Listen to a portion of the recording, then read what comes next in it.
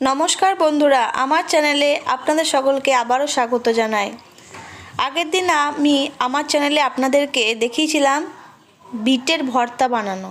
আজকে দেখাবো বিট দিয়ে কীভাবে চপ বানাবেন। প্রথমে বিট এইভাবে ছোট ছোট করে কেটে নিতে হবে। এরপর খুব অল্প জল নেবেন, অল্প জলে বিট সেদ্ধ করতে দিয়ে দেবেন। জল অল্প নেবেন যাতে ফেলতে না হয়। এরপর টোস্ট বিস্কুট নিয়েছি, টোস্ট বিস্কুটটা এরপর বিস্কুটটা গুঁড়ো করে নিয়েছি।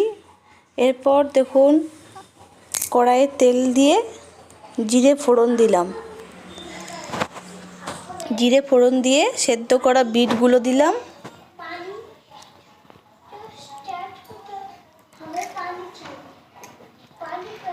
এরপর একটু নাড়াচাড়া করে নিয়ে এর মধ্যে এবার মশলাগুলো আমি একে একে সব দিয়ে দেবো। হলুদের গুঁড়ো দিলাম 1 চা চামচ, 1 চা চামচ জিরে গুঁড়ো, 1 চা চামচ ধনে গুঁড়ো। আবার নেড়ে নিলাম।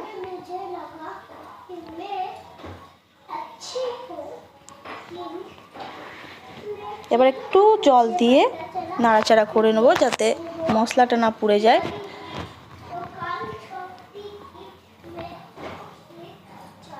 একটু নুন দিয়ে দিলাম, এখন অল্প দিলাম, আবার পরে আবার আরেকটু দিয়ে দেব। চপের মিশ্রণটা এটা তৈরি হচ্ছে। এরপর আমি 2টো আলু সেদ্ধ করে রেখেছিলাম, সেই সেদ্ধ করা আলুগুলো বিটটার মধ্যে দিয়ে দিলাম। এটা দিলে বাইন্ডিংটা ভালো হবে, তাই এটা দিলাম। আলু না দিলে আপনার বাইন্ডিং হবে না।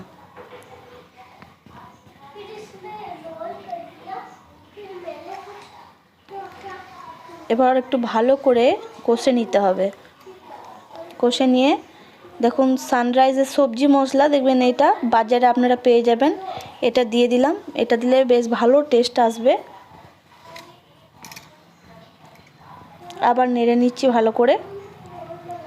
আশা করি আপনাদের আমার রান্নাটি ভালো লেগেছে। ভালো লাগলে চ্যানেলটাকে প্লিজ লাইক শেয়ার কমেন্ট করবেন আর সাবস্ক্রাইব করবেন। আবার একটু নুন দিয়ে দিলাম।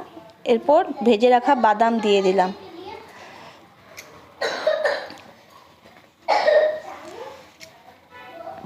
এবার ভালোভাবে নাড়াচাড়া করে নেব। দেখুন আমার মিশ্রণটা তৈরি হয়ে গেছে। এটা ঠান্ডা করতে দেব, ঠান্ডা না করলে গরমের মধ্যে করতে থাকলে ভেঙে যেতে পারে চপগুলো। এরপর দেখুন বিস্কুটের গুঁড়োর মধ্যে একটু নুন দিয়ে দিলাম। নুন দিয়ে ভালো করে ছড়িয়ে দিলাম নুনটাকে চারিদিকে। এরপর একটা ছোট্ট বাটিতে আমি একটু ময়দা জলে গুলে নিয়েছি। এরপর দেখুন আমি এটা ওভাল শেপে হাতে করে গড়ে নিয়ে ব্রেড ক্রাম্বসের মধ্যে রেখে চারিদিকে ব্রেড ক্রাম্বসটা মাখিয়ে দিচ্ছি।